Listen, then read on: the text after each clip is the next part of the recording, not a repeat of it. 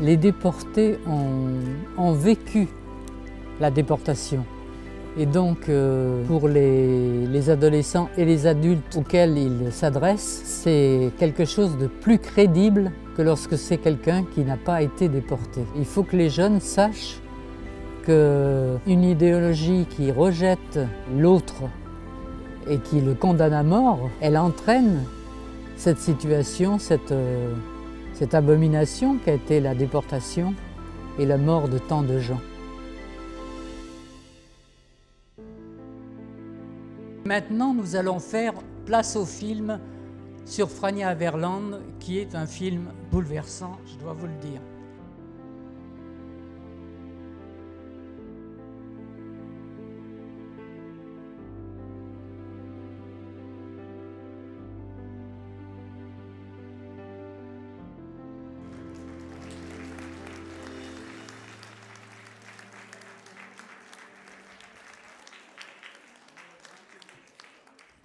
C'est pas que j'ai pas souffert pendant la guerre, puisque je suis revenu de Buchenwald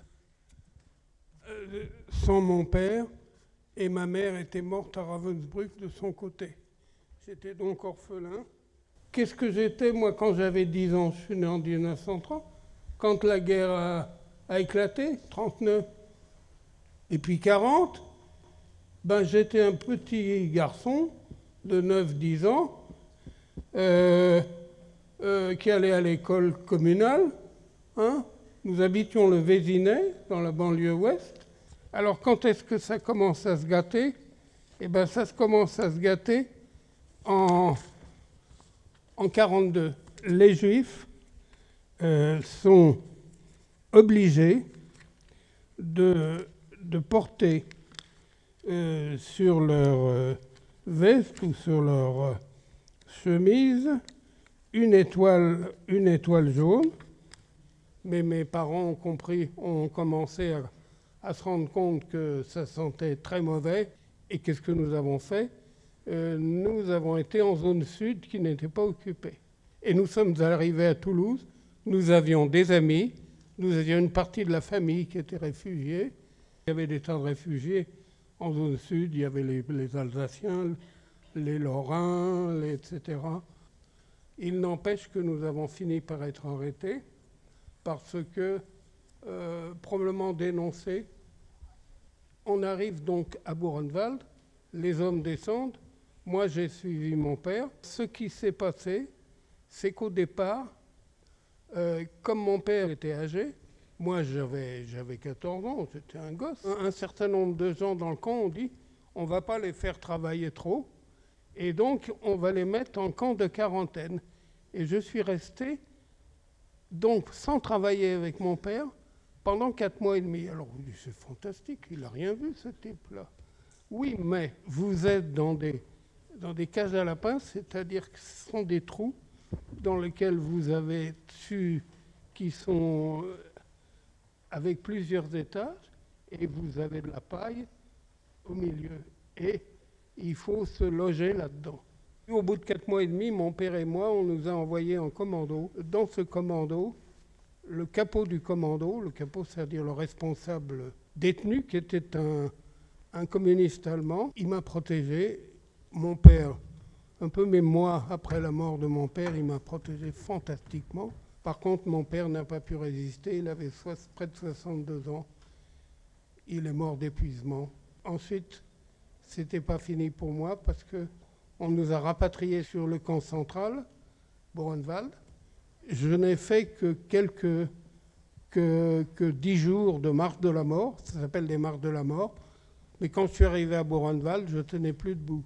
Comme maintenant, mais je suis pourtant plus jeune. Je suis rentré chez moi pour apprendre que non seulement je ne reverrai pas mon père, qui était mort à mes côtés, dans le commando, mais pas ma mère non plus.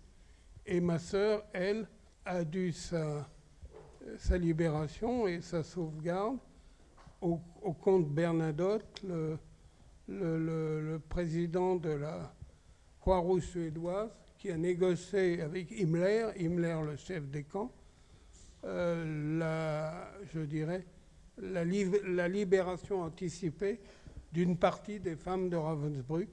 Bonjour, pourquoi avez-vous été déporté? Qu'est-ce qui a été à l'origine de votre arrestation? J'ai été arrêté parce que ma sœur a été arrêtée avec son fiancé, qui d'ailleurs n'est pas revenu des camps. Ma sœur avait sur elle sa carte d'identité, il y avait notre adresse. On n'était pas déclarés, c'est-à-dire qu'on était considérés comme des Toulousains, quoi, voilà. Catholiques ou pas, en tout cas pas juifs. Ils sont venus ensuite dans l'appartement où nous étions, mon père, ma mère et moi. Et là c'était la Gestapo, hein, avec un fort accent. On vous arrête comme juif. Mon père a immédiatement dit, vous vous trompez, nous sommes Alsaciens, je ne sais pas ce qu'il a raconté, quelque chose comme ça. Ça n'a rien fait. Vous savez comment ils ont... Est-ce que vous imaginez comment on peut vérifier que des hommes juifs sont juifs? Eh bien, on fait baisser le pantalon. Nous étions circoncis. Bon, voilà. C'est comme ça qu'ils ont dit, ben, maintenant ça suffit, allez, on vous embarque. Et voilà. Bonjour, alors quelles étaient vos conditions de survie au quotidien? On crevait de faim.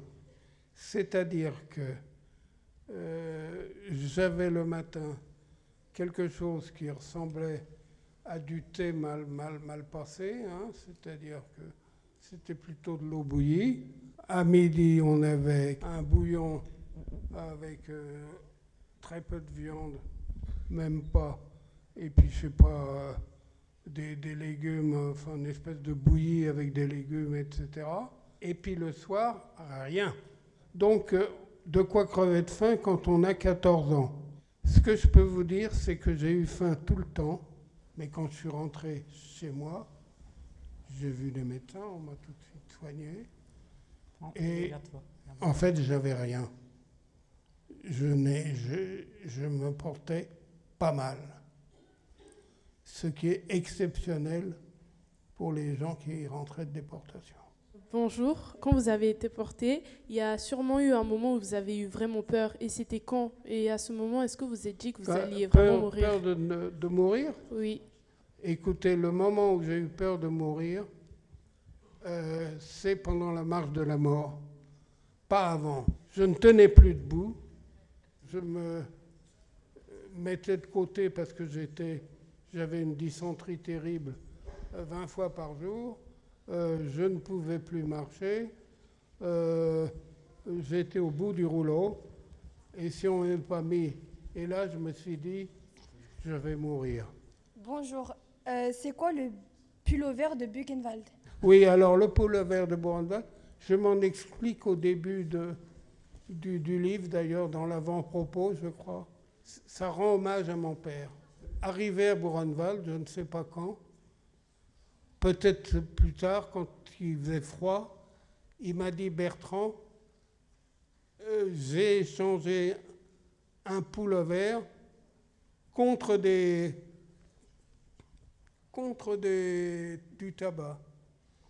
Et donc c'est un hommage à mon père qui peut-être, enfin c'est privé de tabac, ça c'est pas très grave, mais qui peut-être s'est débrouillé pour que j'ai moins froid, et lui n'a rien appris pour lui. Bonjour, j'aimerais savoir si vous souffrez encore de cette histoire ou pas. La réponse est non, je ne souffre pas de mon histoire. Par contre, quand je vois certaines résurgences, disons, d'antisémitisme et de racisme dans notre pays ou dans d'autres pays, je suis inquiet parce que je considère, malheureusement, c'est facile de dresser les gens les uns contre les autres. Qu'est-ce que vous ressentez maintenant contre les Allemands?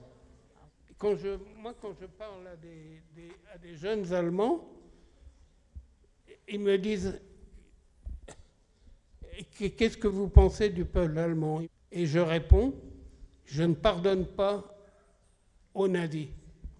Je ne pardonne pas à ceux qui les ont aidés, bien sûr.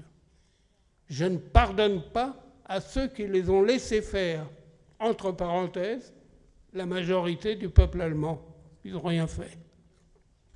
Mais vous, Vous n'êtes responsable de rien et je viens et je vous tends la main. C'est très important d'assister à cette rencontre parce que on m'a transmis des choses en fait. Je pourrais à mon tour le transmettre à mes enfants et à tout mon entourage pour qu'ils soient bien sensibilisés à ce sujet-là.